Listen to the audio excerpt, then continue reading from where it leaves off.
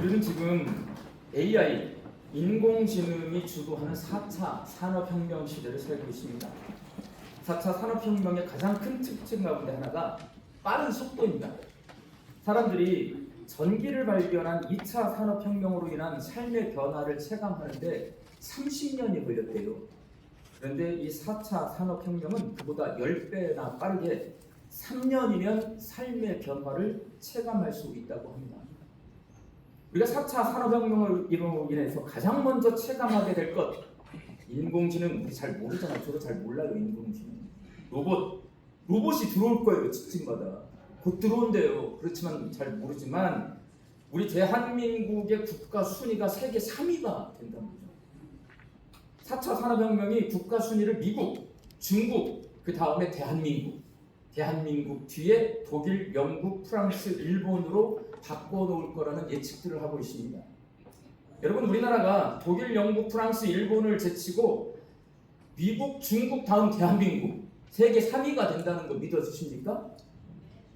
잘 안 믿어질 거예요. 믿어지면 안 되지. 왜냐면 우리는 3등을 해본 적이 없어요. 우리가 언제 영국을 이겨봤어요? 언제 프랑스를 이겨봤습니까, 여러분?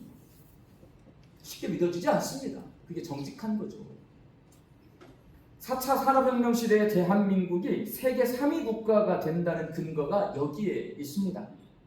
AI 시대를 선도하고 있는 미국 기업 엔비디아의 최고 경영자인 젠슨 황은 AI 산업 구조를 5단 케이크에 비유해요.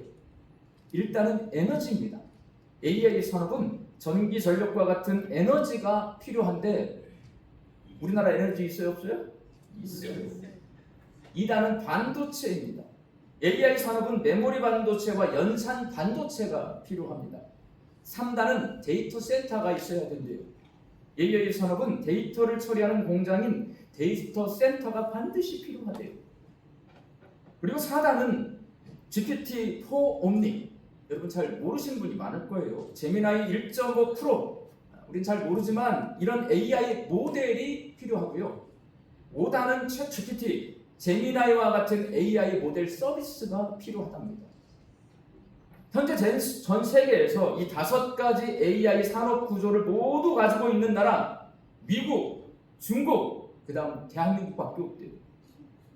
미국과 중국이 워낙 빨리 가고 있고 워낙 큰 나라이기 때문에 우리하고는 수준 차이가 한참 나지만 그래도 미국과 중국을 제외하고 이 5단 케이크에 있는 모든 것을 다 갖춘 나라는 어찌됐든 대한민국밖에 없답니다.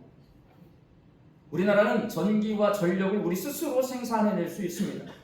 세계 1, 2위를 다투는 반도체 생산 능력을 갖추고 있습니다. 그리고 현재 165개의 크고 작은 데이터 센터를 가지고 있는데 앞으로 해남에 기존보다 25배가 큰 데이터 센터가 세워질 예정입니다. 에이닷X, 하이퍼, 클로바 X 등의 국산 AI 모델을 가지고 있습니다. 에이닷과 클로바 X 등의 국산 AI 모델 서비스도 가지고 있습니다. 우리나라가 세계 3위 국가가 된다는 것이 쉽게 믿어지지 않지만 이렇게 엔비디아의 최고 경영자인 젠슨 황의 5단 케이크 비유로 생각해보니 그럴 수도 있겠다. 미국과 중국 갖고 있고 다른 나라는 아무도 안 갖고 있어요. 근데 우리나라는 가지고 있대요. 그러면 그럴 수 있겠다. 그리고 어제 저녁에 제가 뉴스 하나를 찾았는데요. 작년 2025년 세계 박물관 관람객 순위를 따져보니 1위가 904만 명이 방문한 프랑스 루브르 박물관. 저는 아직 가보지 못했어요. 2위가 693만 명이 방문한 로마의 바티칸 박물관. 여기를 가봤어요. 엄청나게 사람이 많아요. 그 속에 제가 있었어요. 3위가 650만 명이 방문한 서울 국립중앙박물관이에요. 어제 제가 뉴스를 봤어요. 몇 년 전까지만 해도 국립중앙박물관 관람객 수가 평균 350만, 지금보다 절반 이하예요. 그리고 순위는 세계 20위 정도 했습니다. 그런데 최근 2, 3년 사이 관람객 수가 급증하더니 결국 세계 3위가 되었고 어제 그 뉴스를 보니까 올해는 바티칸 박물관을 제치고 2위가 될 거예요. 더 많이 온대, 더 많이. 저 국립중앙박물관 근처에 살았거든요. 거기 가서 거기에 이 웨딩홀이 있어요. 거기 가서 줄에도 서봤어요. 저 아무도 안 오거든요. 저는 솔직히 그 옆에 살았지만 국립중앙박물관에 가본 적이 없어요. 왜냐면 여러분 광주 박물관 가본 적 있으세요? 가본 사람들은 어디 해남에서나 어디 고성에서 광주로 올라온 사람들이에요. 광주 출신들은 안 갑니다, 여러분. 서울 사람 국립중앙박물관 거의 가지 않아요. 어제 그 유튜브에 저희 아내가 봤대요. 국립중앙박물관은 우리나라 사람이 갔는데 전부 외국 사람이고 자기만 한국 사람이래. 그럼 외국 사람들 자기를 이상하게 쳐다보는데 그런 거거든요. 저는 그래서 바티칸 박물관에 사람이 엄청나게 많아요. 그게 690만, 93만 그 정도 되는 거거든요. 지금 국립중앙박물관이. 그렇게 된다고 솔직히 믿어지지 않아요. 그런 적을 본 적이 없으니까. 그런데 그게 현재 벌어지고 있습니다. 오늘. 그래서 우리나라가 세계 3위 국가가 될 수 있겠다. 믿어지지 않지만 기대할 수 있고요. 제발 그렇게 됐으면 좋겠다. 소망을 갖게 됩니다. 오늘 본문 말씀에 이렇게 믿어지지 않지만 제발 그렇게 됐으면 하는 하나님 말씀이 기록되어 있는 거예요. 에스겔 34장은 남유다가 바벨론에게 멸망당한 직후인 주전 586년경에 에스겔 선지자에게 임한 하나님 말씀이 기록되어 있습니다. 장마다 다 달라요, 배경이. 그런데 오늘 34장은 남유다가 막 망했을 때 586년이거든요. BC 586년. 그때 하나님의 말씀이 에스겔 선지자에게 임했어요. 오늘 보면 12절 말씀 함께 읽겠습니다. 목자가 양 가운데 있는 날에 양이 흩어졌으면 그때를 찾는 것 같이 내가 내 양을 찾아서 흐리고 캄캄한 날에 그 흩어진 모든 곳에서 그것들을 건져낼자. 목자가 흩어진 양들을 찾아서 한 곳에 모으듯이 하나님께서 포로로 잡혀온 남유다 백성을 바벨론에서 구원해 줄 것이라는 예언의 말씀입니다. 586년이면요. 그 즈음이면 방금 망했어요. 나라가 금방 망했어. 그때 하나님께서 에스겔 선지자에게 주신 말씀이에요. 너희들 내가 구원해 주겠다. 그러나 제발 구원받고 싶죠. 그렇게 됐으면 좋겠는데 남유다 백성은 하나님의 이 말씀이 쉽게 믿어지지가 않습니다. 왜냐하면 남유다를 멸망시킨 바벨론의 힘이 너무나 강력하기 때문에 그렇습니다. 예루살렘에 살던 이 사람들이요, 바벨론의 포로로 끌려와 보니 바벨론이 초강대국인 이유를 귀로 듣던 걸 자기 눈으로 직접 확인하고 있어요. 광대하고 풍요로워 보이는 넓은 땅. 여러분, 우리나라에서 가장 넓은 평야가 어딘 줄 아세요? 호남평야, 나주평야 아무것도 아니에요. 나주에 사니까 그래. 나주평야 찌까니 생내는요. 호남평야가 우리나라에 가장 넓어요. 호남평야는 김제로부터 정읍까지 이어집니다. 제가 고향이 어디예요? 나주평야 아무것도 아니야. 무슨 말이냐면 저는 정읍에서 자랐고요. 학교에서 3일 시간에 이걸 배워요. 우리나라의 가장 넓은 평야가 호남평야다. 그리고 나중에 경상도 쪽을 가봤어요. 거기는 평야가 없어요. 전부 산이에요. 밭도 찌까니. 강원도 평야가 아예 없어. 그러니까 깡냉이에다가 감자만 먹는 거 아닙니까, 여러분? 이러고 살다가 어느 날 미국을 가게 되었어요. 서쪽의 샌프란시스코에서 동쪽의 시카고까지 5박 6일 동안 담임 목사님을 모시고 운전을 하고 가는 거예요. 근데 믿어지지 않는 게 오늘도 깡냉이 맛이에요. 옥수수 맛이에요. 내일도 옥수수 맛이에요. 모레도 옥수수 맛이에요. 도대체 이 사람들은 옥수수를 얼마나 심어놓은 거야. 호남평야는 15분이면 다 지나갑니다. 15분이면 지나가는 호남평야를 보다가 내 난생 처음으로 옥수수밭을 2박 3일 지나가는데 옥수수 맛이에요. 제가 얼마나 놀랬겠어요. 올 초에 제가 성지순례를 갔습니다. 터키를 갔는데요. 터키 유프라테스강 유역이 비옥한 농토거든요. 피스타치오. 하루 종일 가는데 피스타치오밭만 있어요. 무슨 말이냐? 이스라엘이라고 하는 나라는 가나안 땅은 하루 지나가면 지나가 버립니다. 한 2, 3일이면 걸어가요. 그 좁은 땅에 살던 사람들이 바벨론이라고 하는 넓은 땅에 가봤더니 가도 끝이 없는 풍요로운 밭이 나오는 거예요. 그것을 보니 얼마나 놀라겠어요.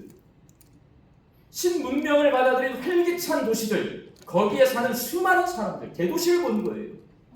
최신 무기로 무장한 바벨론의 군대를 눈으로 직접 확인한 남유다 백성은 그 어떤 나라도 바벨론을 대적할 수 없다라는 것을 눈으로 확인합니다. 못 덤비겠다. 그나마 남유다를 유일하게 도와줄 수 있는 나라가 애굽이라고 하는 큰 나라예요. 그런데 주전 605년 갈그미스 전투에서 바벨론에게 패배한 후로 애굽은 남유다를 도와줄 수가 없습니다. 그렇게 현 상황에 비추어 볼 때 남유다 백성은 하나님께서 그들을 구원해 주실 것이라는 에스겔 선지자의 예언이 믿어지지 않습니다. 왜냐하면 스스로의 힘으로 바벨론에게서 벗어나 예루살렘으로 돌아갈 수 없어요. 그럼 누가 날 도와줘야 되는데 날 도와줄 수 있는 사람이 아무도 없어요. 그렇다면 제발 그렇게 되기를 원하지만 그들을 구원해 주시겠다는 말씀을 좀처럼 믿지 못하는 이 남유다 백성이 그들을 구원해 주시겠다는 이 하나님의 말씀 어떻게 하면 믿을 수가 있을까요?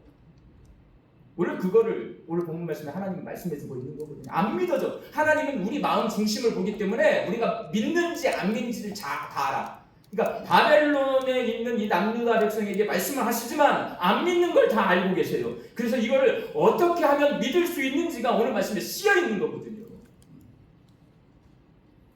하나님의 말씀을 믿으려면 두 가지입니다. 하나님이 어떤 분이신지를 알아야 합니다. 그리고 하나님을 신뢰해야 합니다. 내가 잘 모르는 낯선 사람의 말을 고지못대로 받아들이고 쉽게 믿는 사람은 세상에 아무도 없습니다. 내가 신뢰하지 않는 사람의 말도 쉽게 믿을 수 없습니다. 남유다 백성이 하나님 말씀을 좀처럼 믿지 못하는 이유, 하나님이 어떤 분인지를 몰라요. 하나님을 신뢰하지 않고 있기 때문에 그렇습니다. 누구나 낯선 사람의 말은 경계하고 의심하기 마련입니다. 내가 잘 알고 있고 내가 신뢰하는 사람의 말이라야 고지곳대로 받아들이고 믿을 수 있습니다. 그러니 남유다 백성이 하나님이 어떤 분이신지를 알고 하나님을 신뢰하는 관계가 될 때에 비로소 하나님의 말씀을 믿을 수가 있습니다. 그래서 그걸 잘 알고 계시니까 하나님이 어떤 분이신지를 잘 알지 못하는 남유다 백성에게 하나님이 지금 누구라고 말하는 거예요? 나는 목자다라고 말하는 거예요. 목자다. 너희들은 양이다 라고 말씀해 주시는 거예요. 오늘 보면 11절 말씀을 함께 읽겠습니다. 주 여호와께서 이같이 말씀하셨느니라. 나 곧 내가 내 양을 찾고 찾되. 하나님이 자신이 누구이신지를 알려주신 나는 목자고 너희들은 양이다. 구약시대의 유대인들은 하나님께 제사 드릴 때 양을 제물로 드렸습니다. 그리고 여러분 구약시대에 이스라엘 백성이 양고기를 자주 먹었을까요? 못 먹었을까요? 제가 이거 갑자기 어제 궁금했어요. 자주 먹었을까? 못 먹었을까? 찾아보니까요. 저 어렸을 때는 소고기 구워 먹어본 적이 없어요. 소고기 언제 먹어요? 명절 어느 명절에? 설 명절에 주로 먹잖아요. 추석이라 더워서 소고기 구워 안 끓여 먹었던 것 같아요. 설 명절에 물에 담궈서 먹어요. 많이 먹었으면 좋겠는데 많이 주지도 않아. 그것도 질긴 부분을 먹는 거잖아요. 끓여가지고 삶아가지고. 왜 그래요? 가난합니다. 소고기가 있지도 않지만 없으니까 비싸요. 비싼데 내가 돈이 없어. 그러니까 가난하니까 소고기를 우리 마음대로 못 먹고 자랐단 말이에요. 똑같습니다. 구약시대 이스라엘 백성은 가난했습니다. 양고기 날마다 먹는 거 아니에요. 언제 먹냐? 명절 때나 먹을 수 있었습니다. 그렇지만 나는 못 먹지만 그 양을 하나님께 제물로 바쳤어요. 명절 때 하나님 앞에서 양고기를 먹었어요. 그러다 보니 들판의 양과 그 양을 돌보는 목자들을 흔히 볼 수 있었습니다. 그래서 남유다 백성들은요, 목자와 양의 관계가 어떤 관계인지를 너무나 잘 알고 있습니다. 우리는 모르잖아요. 우리는 모르죠. 양 키우는 목자를 본 적이 없으니. 그러나 남유다 백성은 목자와 양의 관계를 너무나 잘 알아요. 목자는 양을 돌보고 보호하고 인도합니다. 양은 목자를 절대 신뢰하면서 목자의 음성을 듣고 따릅니다. 남유다 백성이 하나님이 나를 돌봐주고 보호하고 인도하는 목자와 같은 분이심을 알고 양이 목자를 절대 신뢰하듯이 하나님을 신뢰할 때에 하나님의 말씀을 믿을 수 있고 하나님 말씀에 순종할 수 있습니다. 그래서 하나님이 나는 목자다, 너희는 양이다. 그러니 양이 목자를 신뢰하듯이 너희들 나 신뢰해야 된다. 양이 목자의 음성에 따르고 순종하듯이 너희들도 내 말을 믿고 따라야 된다 라고 말씀하시는 거예요. 근데 여러분, 목자가 모두 똑같지 않습니다. 선한 목자가 있고 싹군 목자가 있습니다. 선한 목자는 진심으로 양을 사랑해서 가족과 같은 관계를 맺습니다. 양들의 이름과 사정을 일일이 알고 푸른 초장과 잔잔한 물가로 항상 인도해 갑니다. 양들의 유익을 먼저 챙기고 목숨을 걸고 양들을 지킵니다. 이게 예수님이 말씀하신 선한 목자예요. 반면에 싹군 목자는 품삯을 위해 양을 돌봅니다. 품삯을 받는 만큼만 양을 돌봅니다. 양들과 직업적인 관계이기 때문에 양보다는 자신의 안위가 우선이어서 사나운 들짐승이 나타나면 싹군 목자는 양들을 버리고 도망가 버립니다. 에스겔서 34장 8절 말씀을 함께 읽겠습니다. 주 여호와께서 말씀에 내가 나의 삶을 두고 맹세하노라. 내 양떼가 노략거리가 되고 모든 들짐승의 밥이 된 것은 목자가 없기 때문이라. 내 목자들이 내 양을 찾지 아니하고 자기만 먹이고 내 양떼를 먹이지 아니하였도다. 하나님은 남유다의 지도자들이 지금까지 남유다를 하나님 대신에 목자가 되어서 대신 돌봤는데 싹군이라는 거예요. 다 버리고 도망가 버렸대요. 그들에게 맡긴 남유다 백성을 보호해주지 않고 인도해주지 않고 돌아보지 않았다라고 그렇게 탄식하며 말씀하십니다. 그래서 선한 목자이신 하나님이 직접 남유다 백성을 돌보고 보호하고 인도해 주시겠다라고 말씀하고 계세요. 그냥 말씀하지 않고요. 내가 나의 삶을 두고 맹세하노라. 에스겔서에서 중요한 말씀이에요. 나의 삶을 두고 맹세하노라. 이것은 내 생명을 바쳐서 내가 선한 목자가 되어주겠다라는 말씀입니다. 하나님은 에스겔서에서 내 삶을 두고 맹세하노니를 16번이나 반복해서 말씀하시므로 자신이 생명을 바쳐서 양을 돌보는 선한 목자다라고 남유다 백성에게 소개하고 계십니다. 너희들 내가 목자인데 그냥 목자가 아니야. 나는 싹군 목자 아니야. 나는 내 생명을 바쳐서 너희를 지켜줄 선한 목자야 라고 자기 소개하시는 거예요. 그리고 에스겔 20장 9절 말씀 함께 읽습니다. 그러나 내가 그들이 거주하는 이방인의 눈앞에서 그들에게 나타나 그들을 애굽 땅에서 인도하여 내었나니 이는 내 이름을 위함이라. 내 이름을 그 이방인의 눈앞에서 더럽히지 아니하려고 행하였습니다. 하나님께서는 과거 출애굽의 역사를 말씀하시면서 하나님의 이름을 위하여 이스라엘 백성을 애굽에서 구원하셨다고 말씀하시는데 여기서 내 이름을 위하여 라는 말씀은 내 명예를 걸고 하나님은 아브라함에게 이스라엘 백성을 애굽에서 구원해 주게 됐다고 약속을 하셨어요. 그냥 약속하신 것이 아니라 하나님의 이름과 명예를 걸고 약속을 하셨어요. 이렇게 이름과 명예를 걸고 약속하는 것은 반드시 그 약속을 지키시겠다는 말이고 절대로 포기하지 않겠다는 말이에요. 하나님은 아브라함과의 약속을 지키십니다. 그래서 이스라엘 백성을 애굽에서 건져 주십니다. 그와 똑같이 남유다 백성을 바벨론에서 반드시 구해 주시겠다라고 말씀하십니다. 에스겔 36장 22절 말씀을 함께 읽겠습니다. 이스라엘 족속아 내가 이렇게 행함은 너희를 위함이 아니오 너희가 들어간 그 여러 나라에서 더럽힌 나의 거룩한 이름을 위함이라. 하나님은 남유다 백성의 이름과 명예를 위해서가 아니라 남유다 백성은요 지 이름을 걸고 안 지켜요. 그래서 남유다 백성의 이름과 명예를 위해서가 아니라 하나님의 이름과 명예를 위해서 절대로 포기하지 않고 반드시 그들을 구원해 주시겠다라고 약속하십니다. 하나님은 에스겔서에서 내 이름을 위하여를 5번이나 반복해서 말씀하시므로 남유다 백성에게 하나님이 선한 목자 약속을 반드시 절대로 포기하지 않고 지키시는 선한 목자이심을 소개하고 계십니다. 오늘 본문 말씀에서 에스겔 선지자는 선한 목자이신 하나님께서 생명 바쳐서 절대로 포기하지 않고 반드시 흩어진 남유다 백성을 모으고 바벨론에서 남유다의 푸른 산과 시냇가로 그들을 인도해 주시고 살찐 꼴을 먹이시고 상하고 병든 자들을 고쳐주고 싸매어 주실 거라고 예언하고 계십니다. 남유다 백성은 제발 이 예언대로 되기를 원하지만 이게 좀처럼 믿어지지가 않습니다. 눈에 바벨론이 보이기 때문에 그렇습니다. 그들이 이 말씀을 믿으려면 하나님이 선한 목자와 같은 분임을 알아야 합니다. 하나님이 생명 바쳐서 포기하지 않고 반드시 나를 돌봐주시고 보호하시고 인도해 주시는 선한 목자이심을 신뢰해야 합니다. 그래야 그들을 바벨론에서 구원해 주시겠다는 하나님의 말씀을 믿을 수 있습니다. 하나님 알아야 되고요. 하나님 신뢰해야 됩니다. 그 사람이 하나님 말씀을 믿을 수 있습니다. 사랑하는 광주 양림교회 성도 여러분, 오늘 본문 말씀은 우리에게 묻고 있는 거잖아요. 하나님이 선한 목자이심을 아느냐고 묻고 있습니다. 하나님이 선한 목자이심을 알 때에 하나님께서 우리를 돌봐주시고 보호해주시고 인도해주신다는 하나님의 말씀을 믿을 수 있습니다. 여러분, 하나님이 선한 목자이심을 믿으십니까?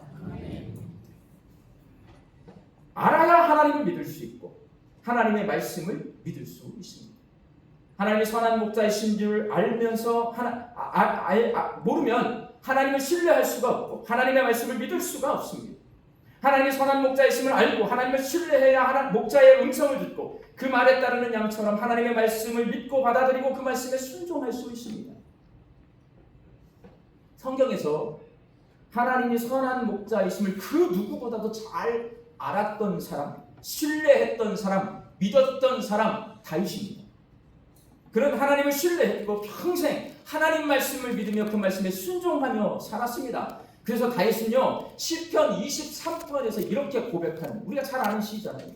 함께 저와 여러분이 한 절씩 교독하겠습니다. 여호와는 나의 목자시니 내게 부족함이 없으리로다.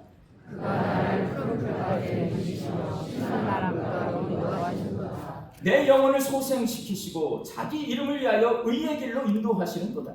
내가 사망의 음침한 골짜기로 다닐 자도 내를 도와주시옵소서. 주께서 나와 함께하시리라. 주의 청하여 내가 나를 안위하시리라. 주께서 내 원수의 목전에서 내게 상을 차려주시고 기름을 내 머리에 부으셨으니 내 산이 넘치나이다. 내 평생의 선하심과 인자하심이 반드시 나를 따르리니 내가 여호와의 영원히 살리라. 아멘. 다윗은 평안할 때, 정말 하나님께서 복을 주셨다고 생각할 때에 이 시를 노래하는 것이 아니라요, 아둘람 굴 속에서 내가 죽게 생겼을 때, 배고플 때, 내가 너무나 두려울 때 이 시를 노래하고 있어요. 왜? 수없이 죽을 고비를 넘겼던 다윗은 선한 목자이신 하나님께서 부족함이 없도록 돌봐주시는 것을 평생 경험했습니다. 그래서 푸른 풀밭과 쉴만한 물가로 인도해 주시고 목숨이 위태로운 상황에서도 선한 목자이신 하나님이 보호해 주셨다라고 고백할 수 있는 거예요.